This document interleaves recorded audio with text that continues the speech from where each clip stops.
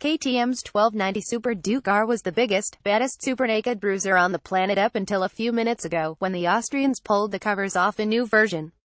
And by God, I know it's an early call, but it looks like the bike of the century. I'm sorry, I'm not sure I can handle this news. Ever since I rode KTM's 1290 Super Duke R, I haven't been able to get it out of my head. The more I think about it, the more I think it's the closest thing I've ever ridden to petrol-powered perfection, and if money was no object, that's the bike I'd own right now. To hear that KTM has given it a major overhaul for 2017 has frankly made me a little weak at the knees. I'm going to need some time to process this. Let's start with the cosmetics. A frankly evil-looking bike has been made to look frankly far more evil with the addition of the nastiest LED headlight I think I've ever seen on a stock motorcycle, channeling the mandibles of a soldier ant. A lower, wider handlebar contributes to the predatory stance of the thing, while the exposed trellis frame looks as exoskeletal as ever.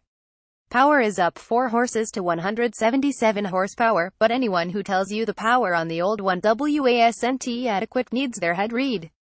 Of course, more is better.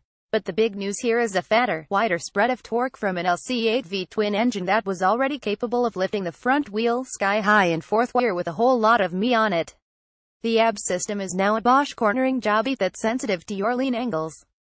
It includes a supermoto mode that lets you slide the back end like a true KTM rider. An inbuilt IMU also takes lean angles into account for operating the traction control. The awesome WP suspension is now firmer and sportier. The dash is full-color TFT, and hopefully replaces the woeful menu system of the old bikes, which was pretty much the only gripe I could muster with it.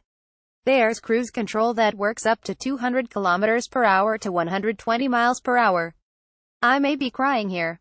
Keyless ignition, and a performance pack that adds an up-down quick shifter, motor slip regulation, whatever that is, and a system called My Ride that lets the bike talk to your smartphone for such data logging and settings changing purposes as we can imagine.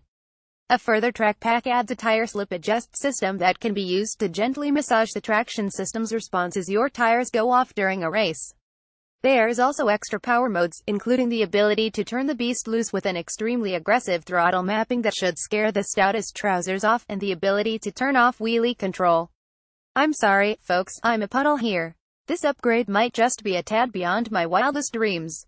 A small factory like KTM has no business upgrading a relatively new bike like the Super Duke 1290 so early in its model run, and I never took the time to prepare myself for the possibility of this happening. Please send help. Or money. View Gallery 12 images.